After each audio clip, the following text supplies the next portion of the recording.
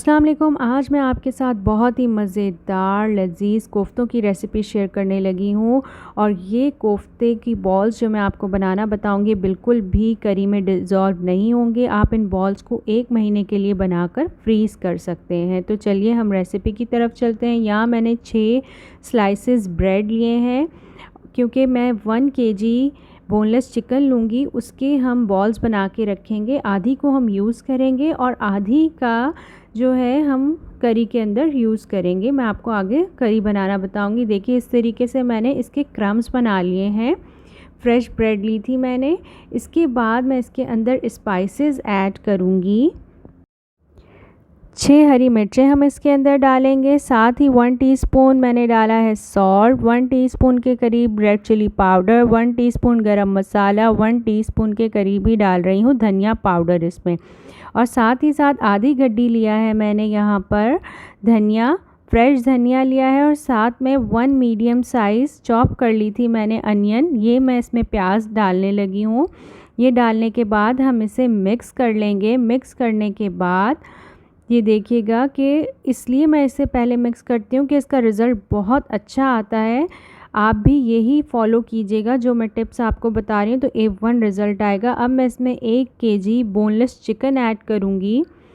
Boneless chicken मैंने अच्छे तरीके से वॉश कर ली थी और अब मैं इसके अंदर बोनलेस चिकन डालूँगी। और इसके बाद 1 टीस्पून के करीब लहसुन पिसा हुआ और 1 टीस्पून ही अदरक पिसा हुआ मैं इसमें ऐड करूँगी। साथ ही में मैं इसके अंदर डालूँगी एग। पूरा एग एक हमने इसके अंदर डाल देना है, वो इसके अंदर बहुत ही अच्छी बाइंडिंग कर देगा। और इसे हम चॉप कर लेंगे तमाम, ये जो है इसे मिक्सचर को हम अच्छे से ब्लेंड कर देंगे और इसकी फिर हम बॉल्स बनाएंगे। अच्छा, एग और जो ब्रेड क्रम्स हैं ये इसके अंदर बहुत ही अच्छी बाइंडिंग का किरदार अदा करेंगे और आपके जो कोफ्ते हैं ये बिल्कुल भी डिज़ोल्व करी में नहीं होंगे। आप जिस वक्त भी डालेंगे तो जितनी देर भी इसे कुक करेंगे इसकी बाइंडिंग A1 होगी और ये सॉफ्ट बनेंगे। तो इसलिए मैंने ये तमाम चीज़ें इसके अंदर ऐड की हैं। आप इस रेसिपी को ज़रूर ट्राई कीजिएगा। ये A1 और बहुत जूसी और मज़ेदार कोफ्ते तैयार होते हैं।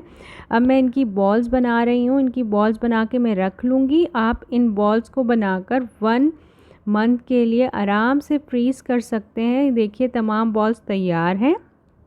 1 मंथ के लिए आप इसे फ्रीज़ कर लें। अभी मैं आधी आपको यूज़ करके इसकी करी बना के दिखाऊँगी और बाकी मैं फ्रीज़ कर लूँगी।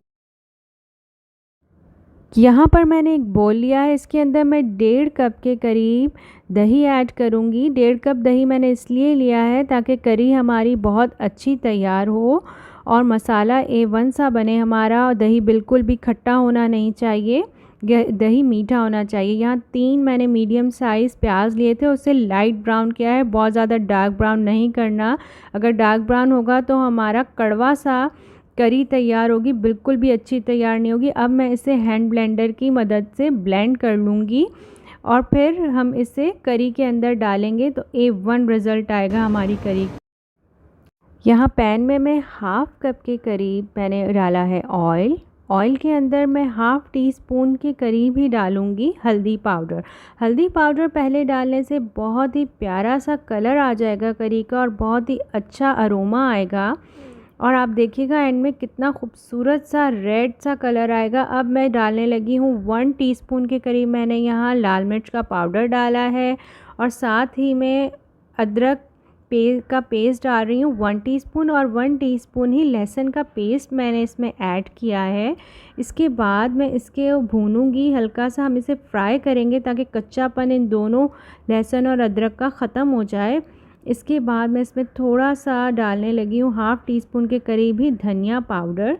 धनिया पाउडर डालने के बाद मैं इसे हल्का सा मिक्स करूँगी और थोड़ा सा हम डालेंगे पानी ताकि कूल डाउन हो जाए टेम्परेचर ऑयल का। और जो मिक्सचर बनाया था हमने दही और प्याज का वो मैं अब इसमें ऐड करूँगी। ऐड करने के बाद इसे मैं मिक्स कर दूँगी। इसे मिक्स करने के बाद हमें अच्छे तरीके से थोड़ा सा भूनना है। इस तरीके से हम इसकी भुनाई करेंगे कि ऑयल जो है वो ऊपर आ जाए और आपको भुना भुना नज़र आएगा। जिस तरीके से आप जब कोरमा बनाते हैं ना, और यहाँ ही मैं ऐड कर रही हूँ सॉल्ट मैंने 1 टीस्पून लिया है, आप अपने टेस्ट के अकॉर्डिंग यूज़ कीजिएगा, इसके अंदर डालिएगा। और अब मैं इसे हल्का हल्का सा भून रही हूँ। अभी इसे स्लो आंच है, आंच हमने तेज़ नहीं करनी। अब मैं इसे ढक्कन ढक के 2 से 3 मिनट के लिए छोड़ दूंगी तो ऑयल ऊपर आ जाएगा। देखिए 2 से 3 मिनट गुजर चुके हैं और ऑयल ऊपर आ चुका है। इसके बाद मैं इसके अंदर बॉल्स ऐड करूंगी, जो कोफ्तों की बॉल्स हमने बनाई थी, कोफ्ते हम इसमें डाल देंगे। यहाँ पर मैं 11 बॉल्स ले रही हूँ और बाकी तमाम बॉल्स मैंने फ्रीज़ कर दी हैं। इसके अंदर डालकर मैं इसे थोड़ी देर के लिए 2 से 3 मिनट के लिए ही ढक्कन ढककर कुक होने के लिए छोड़ दूंगी। और फिर इसके बाद इसमें जितना भी पानी आप चाहें आप इसके अंदर ऐड कर। 3 मिनट गुजर चुके हैं। अब मैं इसके ढक्कन उठाऊंगी और इसके अंदर 1.5 ग्लास मैं पानी ऐड करूंगी। और जितना मुझे रिड्यूस करना होगा, करी जितनी चाहिए होगी उतनी मैं इसका पानी रिड्यूस कर दूंगी और फ्लेम को स्लो रखूंगी ताकि अंदर तक अच्छे से कोफ्ते कुक हो जाएं।